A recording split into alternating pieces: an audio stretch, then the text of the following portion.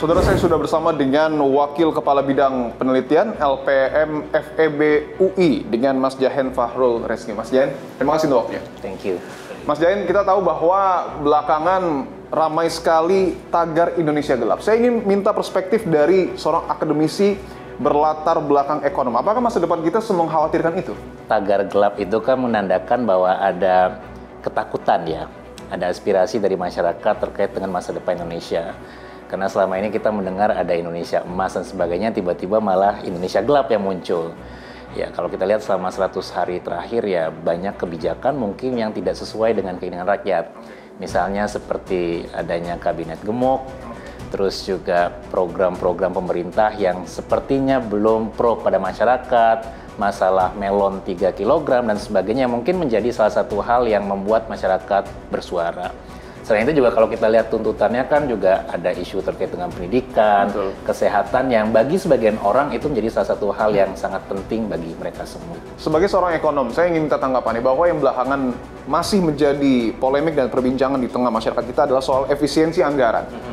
Apa yang kemudian menurut Mas Jahen salah? Apakah ini hanya sekedar masalah miskomunikasi antara pemerintah dengan masyarakat atau betul-betul sebenarnya ada hal yang luput diperhatikan oleh pemerintah terkait dengan efisiensi ini?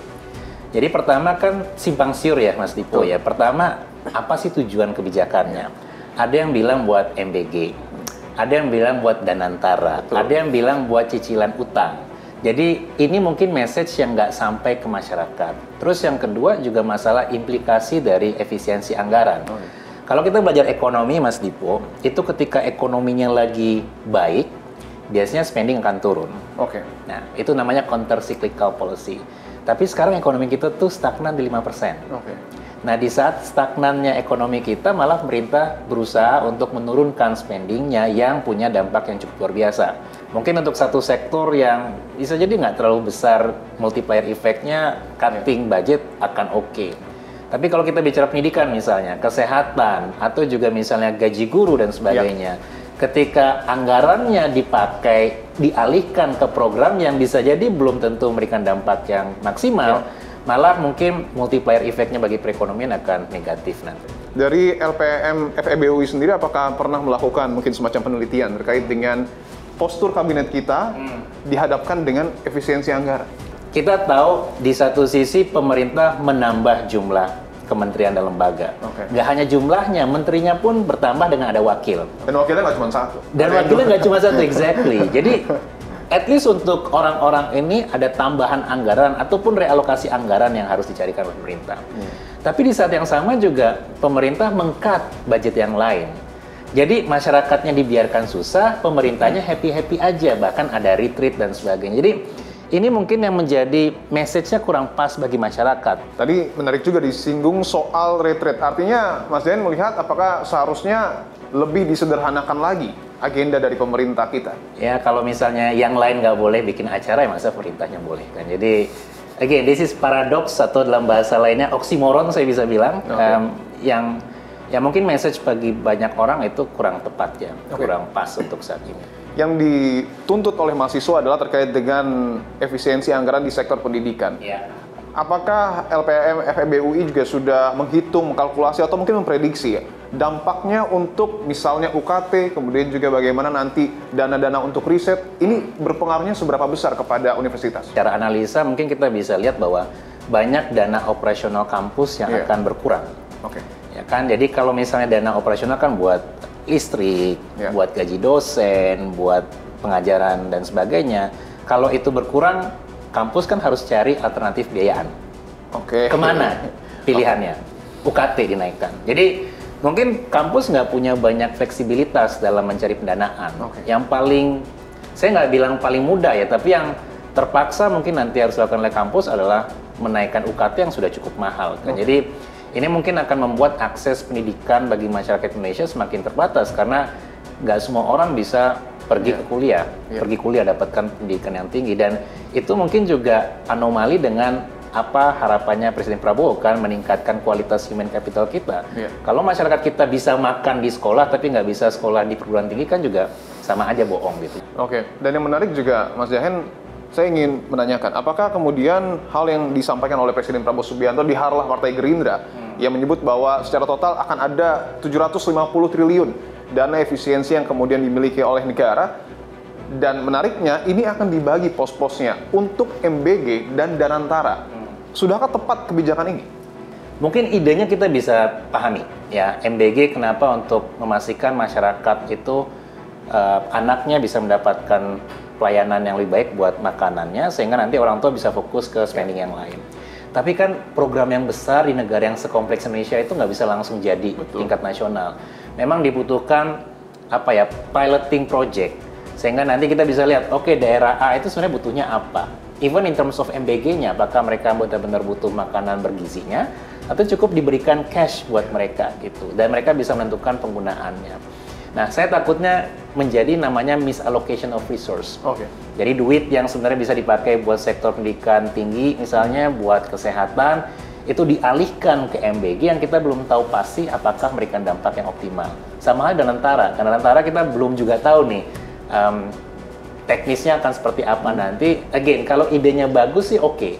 Tapi kalau pelaksanaannya nanti nggak berjalan dengan optimal, good governance yang nggak ada, ini tentunya akan menjadi bom waktu buat Indonesia. Bung Daniel, terima kasih untuk waktunya. Terima kasih, Dave. Bung Daniel, kita tahu bahwa dalam seminggu terakhir, gelombang aksi demonstrasi yang kemudian dinakodai oleh mahasiswa begitu masif dilakukan tidak hanya di Jakarta, tapi juga di berbagai wilayah. Apakah sebagai partai penguasa, ini sinyal peringatan kait kebijakan Presiden Prabowo? Ya, demonstrasi itu bagus ya, sebagai pengingat, kemudian sebagai upaya menyampaikan aspirasi kepada Presiden dan kepada pemerintah, dan kita apresiasi hal tersebut ya. Kan toh Mensesnek juga menyambut dengan baik atas instruksi Presiden. Pak Mensesnek menyambut dan mendengarkan usulan dan aspirasi teman-teman mahasiswa. Mungkin bisa jadi ada yang salah paham, maka tugas pemerintah, tugas kami untuk memberikan pemahaman yang benar. Nah, alokasi-alokasi yang tadinya punya kecenderungan kemubaziran, itu yang kemudian digeser, direalokasi ke sektor-sektor yang bersentuhan langsung dengan rakyat. Misalnya sektor pendidikan. Sektor pendidikan, Presiden ingin mengakselerasi pembangunan sekolah-sekolah rusak di seluruh Indonesia. Saya ingin tegaskan kembali, artinya untuk Inpres nomor 1 tahun 2025 sudah final dan tidak akan dikaji kembali, tetapi pemerintah akan melakukan sosialisasi agar semua paham. Betul. Jadi pemerintah, Pak Presiden pasti akan tetap strict memastikan ini untuk kepentingan publik, untuk kepentingan rakyat banyak. Nah, yang perlu dievaluasi itu adalah tata laksananya, pelaksanaannya di tingkat bawah, di tingkat struktur berikutnya, baik itu di kementerian, baik itu di pemerintah daerah, supaya jangan dibelokkan. Karena efisiensi ini begitu panas, banyak yang mengaitkan kemudian, apakah ini adalah impact dari begitu besarnya Kabinet Merah Putih yang kemudian dibawa oleh Presiden Prabowo Subianto? Karena tentu ketika kabinet bertambah, jumlah menteri bertambah, ongkosnya juga bertambah. Iya, begini, sederhananya gini, kan pilihan kebijakan Presiden Prabowo itu adalah spesialisasi, kemudian dilanjutkan dengan efisiensi.